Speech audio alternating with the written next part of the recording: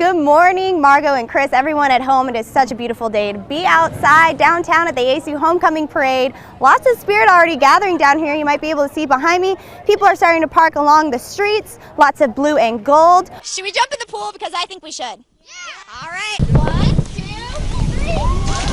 Hands, feet, ears, and head. Just a few areas. Dr. Wallace stuck me with needles. The suspicious package was checked by a robot from Abilene Police Department's bomb squad as well as a member of their team. This is a fire that's been going for 3 days now. Some are saying it's burned over 10,000 acres. 63-year-old Ray Castro Zapata, a bail bondsman, was booked into the Tom Green County Jail this morning. There is a sea of people wearing pink, holding signs, break the silence, end child sexual abuse, justice for Annabelle. The first thing you want to do is cool off the affected area with cool water. You don't want to use ointment, and you want to cover it with a clean bandage or clean cloth and go straight to the emergency room. And let's face it, we live in West Texas. We don't know how to handle this.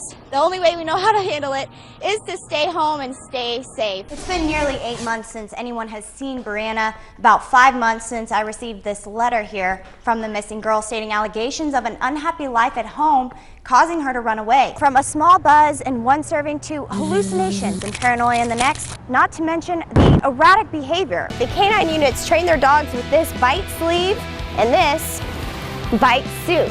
And the clock is ticking as a deadline looms for Congress to fund the Department of Homeland Security. An unexpected rough start for the Chiefs at the first game of the season, trailing Anderson 13-21 in the fourth quarter. The airman says that uniform takes some getting used to. The weight, the heat, and the limited supply of oxygen, wearing the helmet. The streets are quiet, and that's a good thing. That's just what law enforcement is asking from everybody. So to our viewers, to our folks at home, stay at home, drink some hot chocolate to ring in the new year. I'm Kendra McNamara, reporting live in San Angelo. Kendra McNamara with KIDY, Fox News First. In the early morning hours on a rooftop in San Angelo, 2 men are hard at work, cleaning up someone else's mess. I know we had one place we were going back to at least once a week. As soon as we wipe it, the slate clean, and come back, and we give them like a brand new canvas, start all over again. For Lupe Flores and Gus Trevino, the vandalism isn't just a mark on someone else's property, it's a mess, leaving a mark on the town they grew up in. It was just a different generation from when I grew up. After seeing the waves of vandalism grow in San Angelo over time, Lupe made it his job to clean it. 7 years ago, when the graffiti abatement program was implemented by municipal court.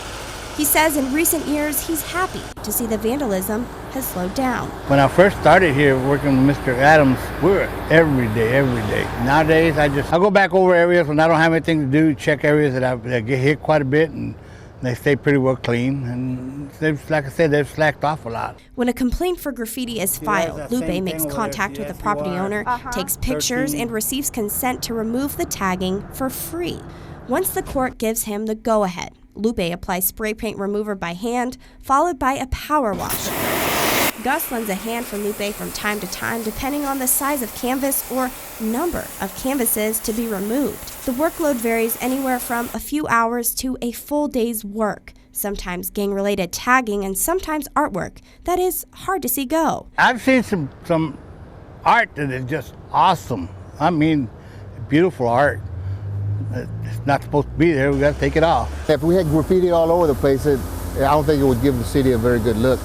Kendra McNamara, Fox News First. The last time we met Paul Schwartner of Moretta Co-op Gin, he and his crew were in the middle of ginning their most busy cotton season ever. Growing season was really excellent. We had timely rains. This year, the owner showed me the preparations that go into that ginning. It's a pretty hectic time of year. Especially hectic last season when those timely rains brought record-breaking numbers for most area gins. We were fortunate enough to gin 94,165 bales last year. No matter how good the ginning season is, there's always repairs that need to be done. But Paul says last year's record-breaking season shortened his repair time from 9 months to 5 months. Anything that moves, anything that turns, will wear out at some point in time. We've had to go through pretty well every machine in here, and not necessarily replace them all, but at least go through it with a fine-tooth comb. Replace the things that need to be replaced and get ready to go again. An average ginning season runs from October through January.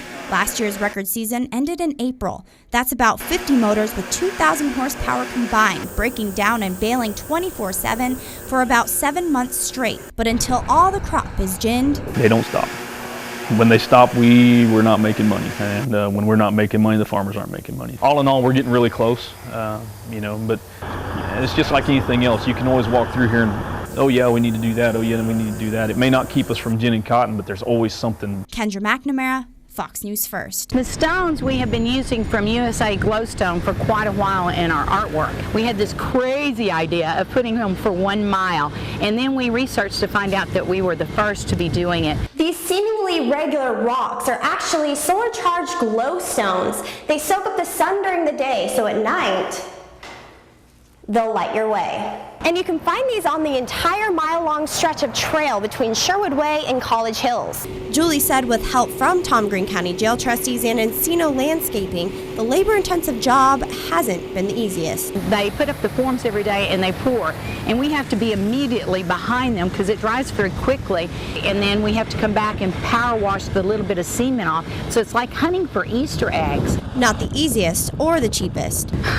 You are looking at $35,000 worth, and the install has cost us about twice as much as what we thought it would. But Art in Uncommon Places is making sure their project is worth every penny for the public. We have hidden sayings in each and every little part, very special meanings. We have one that's called Kiss Me Goodnight, and we've already had several couples, shall we say, celebrate that site.